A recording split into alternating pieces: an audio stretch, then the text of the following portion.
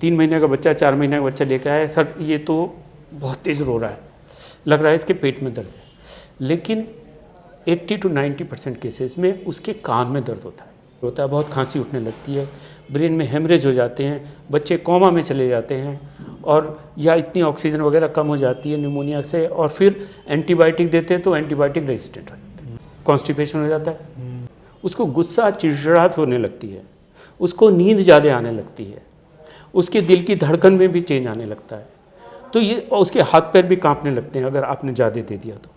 लेकिन हम लोग बच्चे को कफ सिरप दिन में 2 बार 3 बार 4 बार देते रहते हैं कि अदरक 15 ग्राम, काली मिर्च 5 ग्राम।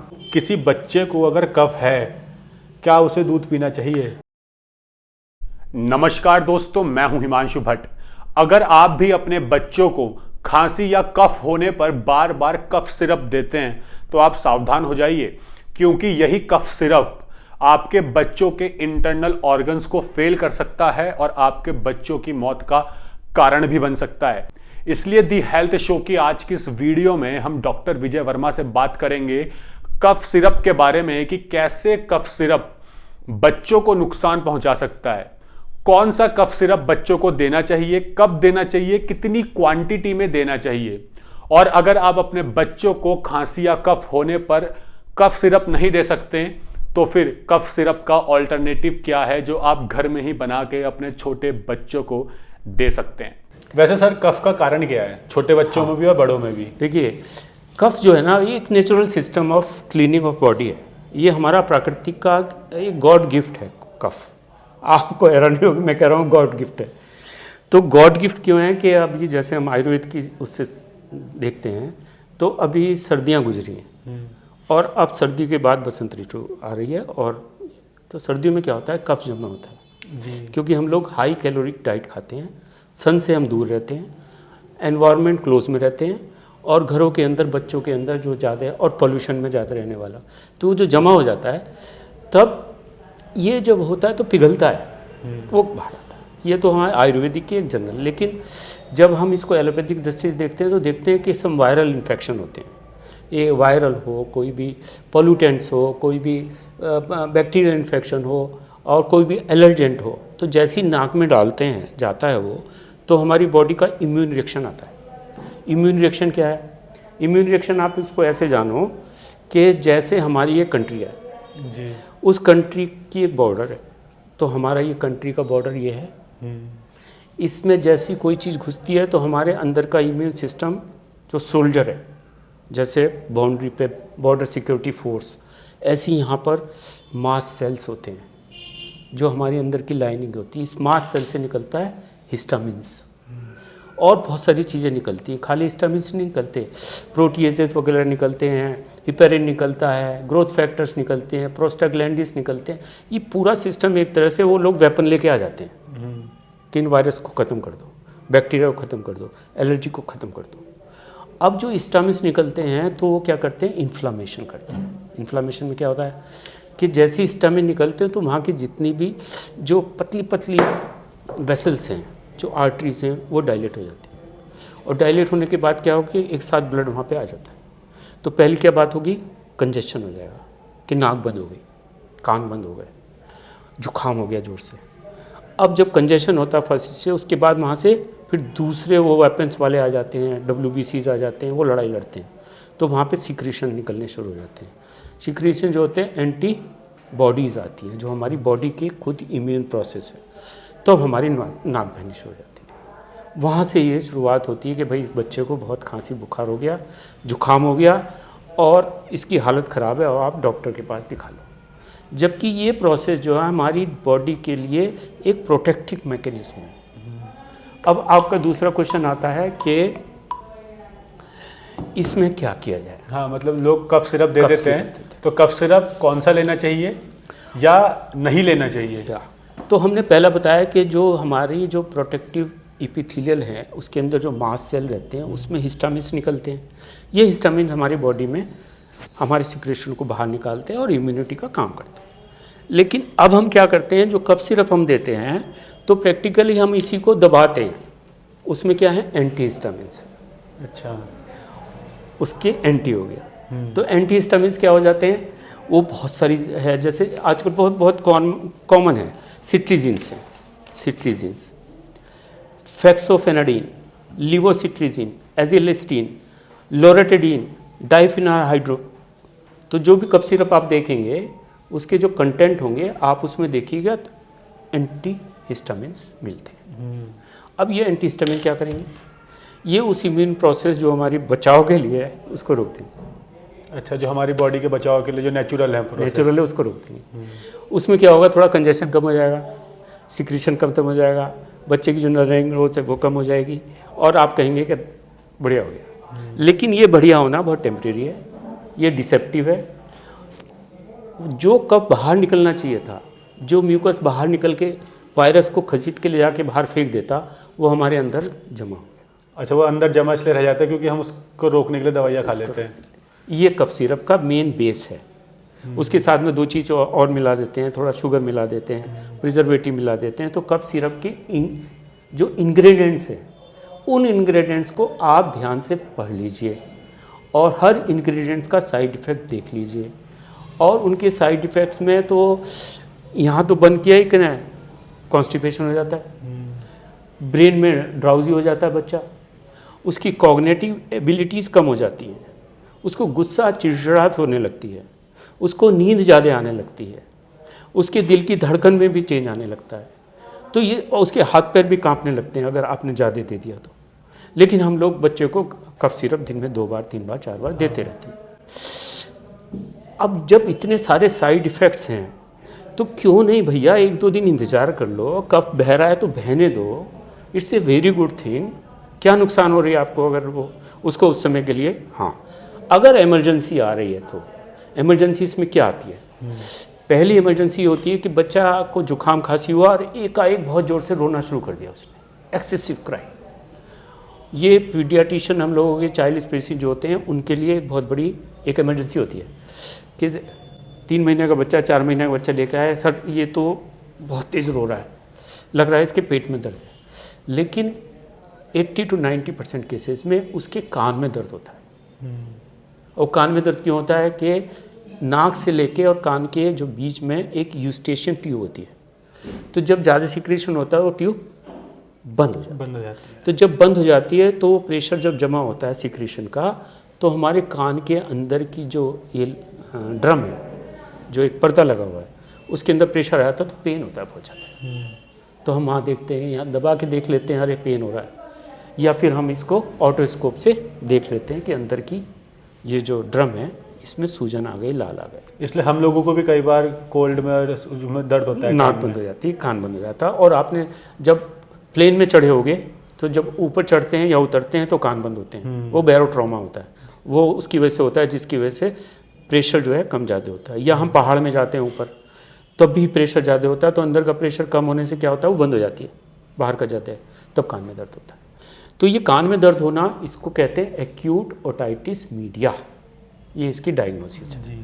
तो उसमें ज़रूर हम लोग सीधे नेज़ल ड्रॉप भी देंगे एंटीहिस्टामिन्स की, वो हमारे लिए बहुत ज़रूरी है।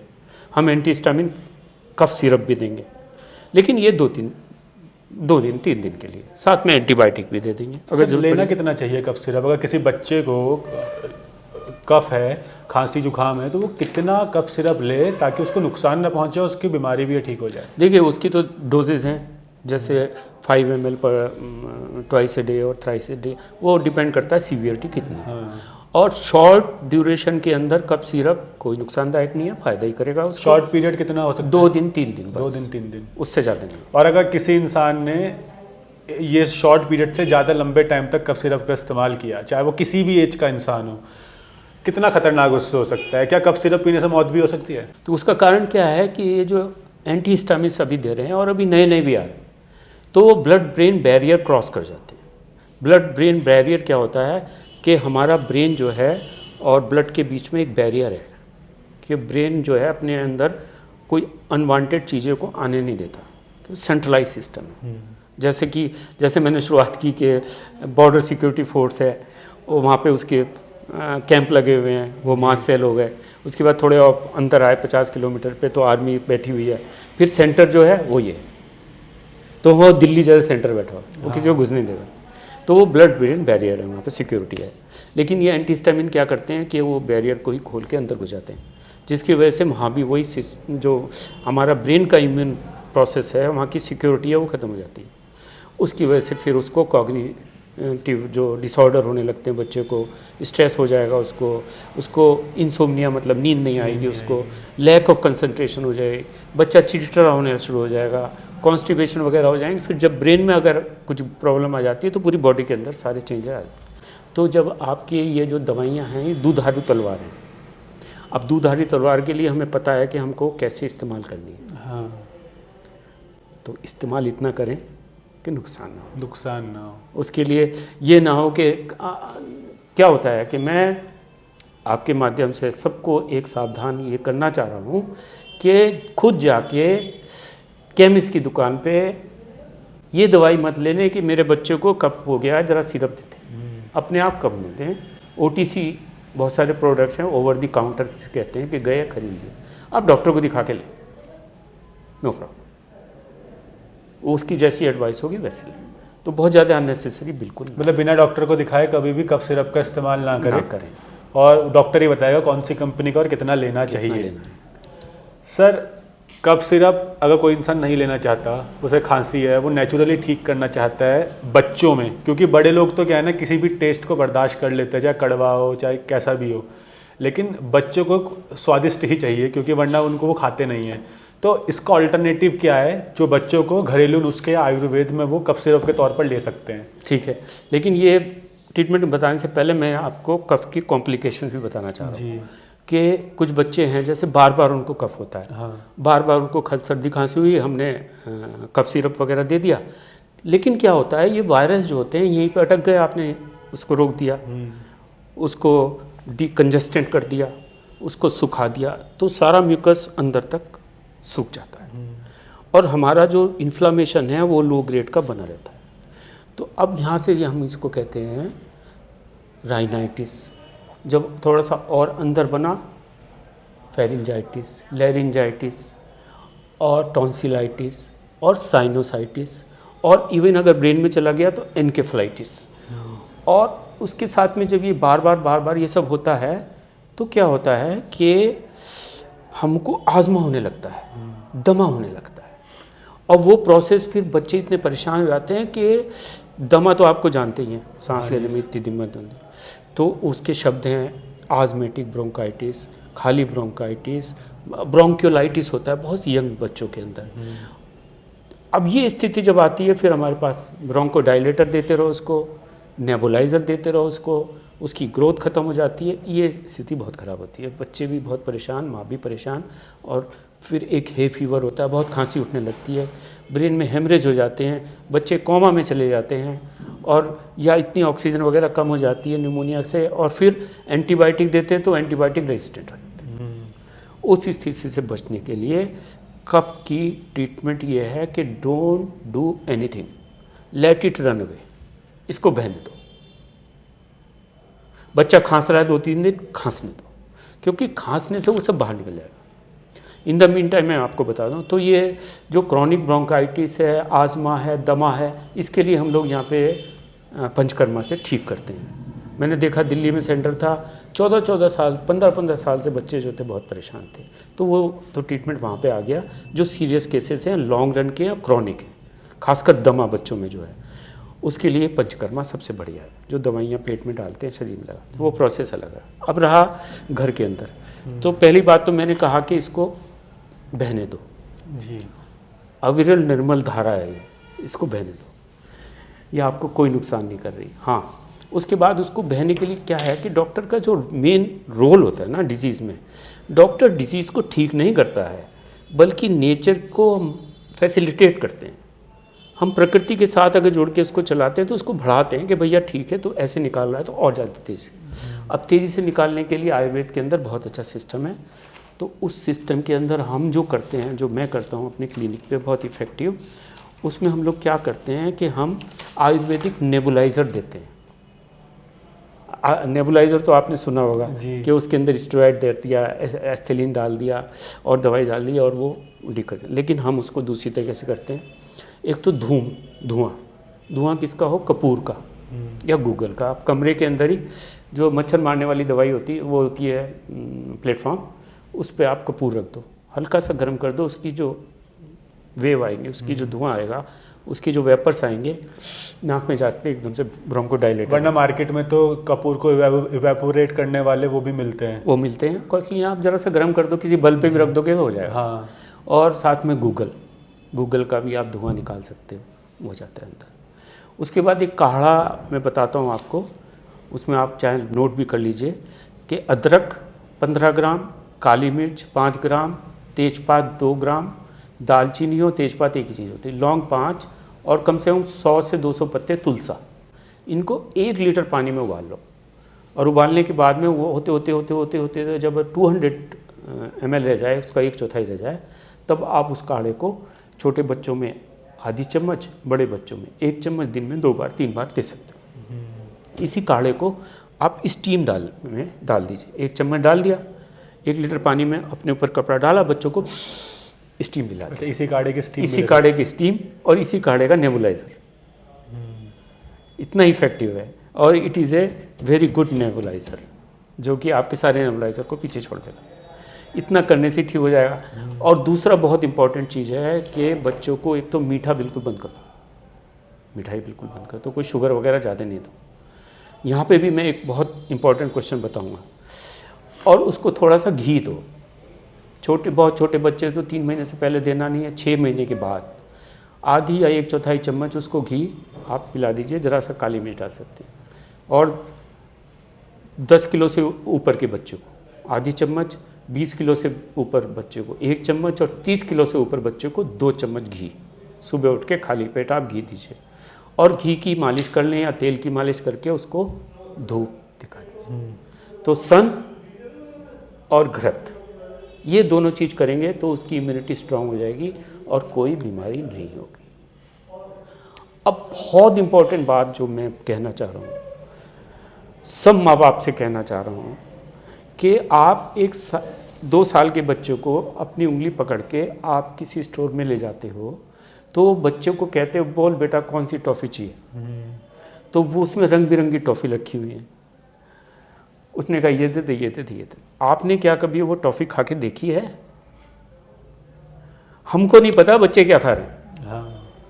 और बच्चे तो जिद करके बैठ जाते हैं हमको ये दे दो, ये दे दो। तो आप इतने अवेयर हो कि उसके मुंह में जो जा रहा है आप कम से कम स्वाद ले। बड़ी बड़ी कंपनियां हैं, खूब बड़ा मार्केट है, उस मार्केट के अंदर उन्होंने कलर्ड बना दिए खूब अच्छी अच्छी चीज़ें। तो ये toffee, chocolate, ice cream, Maggi, pasta, biscuits, आप अपना जल्दीबाजी में पीछा छुटाने के लिए उसको बीमार मत करो।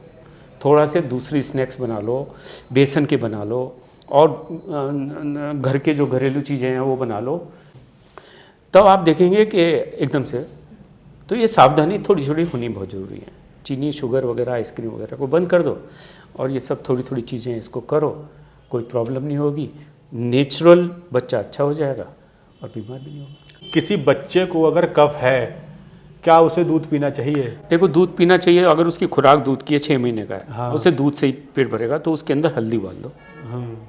आप उसको हल्दी उबाल के दूध दे दो, उसको हल्दी काढ़ा कर दो, तो उसकी जो कफ बनाने वाली जो क्वालिटी है, जो उसके गुण हैं वो कम हो जाएंगे। उसमें थोड़ी सी काली मिर्च भी डाल दो जी, ठीक हो जाएगा। और 6 महीने से ऊपर का है तो? 6 महीने का ऊपर है तब तो आप उसको ना दो दूध। जब तक कफ है तब तक ना दो। कफ नहीं दो, उसकी जगह ये चीज़ दो। तो ये 3 चीज़ें जो है ना, ये सब अग्निवर्धक होती हैं। चाहे वो शीतोपलादी चूर्ण हो, चाहे ये जो मैंने बताया कि अदरक है, कपूर है, या ये गूगल है, काली मिर्च है, तेजपात है, दालचीनी है, तुलसा, ये अग्नि को बढ़ाते हैं। मतलब 6 महीने से ऊपर का बच्चा तो शीतोपलादी भी दे सकते हैं? दे सकते हैं। तो ये बंद करने से पहले मैं सारे माँ बाप को ये कहना चाह रहा हूँ कि कोई भी बच्चा अगर आपको क्रॉनिक इलनेस है, उसको पेट की शिकायत हो रही है बहुत ज़्यादा है, उसको ग्रोथ फेलियर हो रहा है, उसका मेंटल एक्टिविटी ठीक नहीं है, उसको ड्राउजीनेस और ये सब हो रही है, और जो बहुत सारी ऐसी क्रॉनिक बीमारी है जिसकी वजह से आप बार बार कंसल्टेशन कर रहे हैं, डॉक्टर के पास जा रहे हैं, दवाइयाँ ले रहे हैं, उसके लिए सबसे बेस्ट उपाय है आप पंचकर्म करवाइए। बच्चे का पंचकर्म, मैं अपनी तारीफ़ नहीं करता हूँ, यहाँ पे जेपी हेल्थ पैराडाइज में हम लोग फर्स्ट हैं जो हम नियोनेट्स पे कर रहे हैं, जस्ट बॉर्न बेबी पे, जिसको जॉन्डिस होती है, जिसको फोटोथेरेपी में रखा जाता है। तो एक ये नई जो है मैं चाह रहा हूँ कि बढ़े आगे, रिसर्च है ये, और मिनिस्ट्री ऑफ आयुष वगैरह को हम लोग इसको इन्फॉर्म करते रहते हैं। ठीक है, धन्यवाद सर आपका कि आपने हमें बताया कि बच्चों को कौन सा कफ सिरप कब कितना और किस क्वांटिटी में यूज़ करना चाहिए, और उसका ऑल्टरनेटिव भी बताया। उम्मीद करते हैं इस वीडियो से आपने काफ़ी कुछ जाना होगा, और आपने ये भी जाना होगा जब आप छोटी छोटी सी खांसी में अपने बच्चों को कफ सिरप पिला देते हैं तो कफ सिरप किस लेवल पर जाकर आपके बच्चे को नुकसान पहुँचाकर और अन्य बीमारियाँ भी दे सकता है। अगर आपके मन में कोई भी क्वेश्चन है आप नीचे कमेंट बॉक्स में पूछ सकते हैं। हम कोशिश करेंगे अलग अलग वीडियोस के माध्यम से उन क्वेश्चंस के आंसर आपको देने की, ताकि आप इलनेस से वेलनेस की तरफ बढ़ सके। धन्यवाद।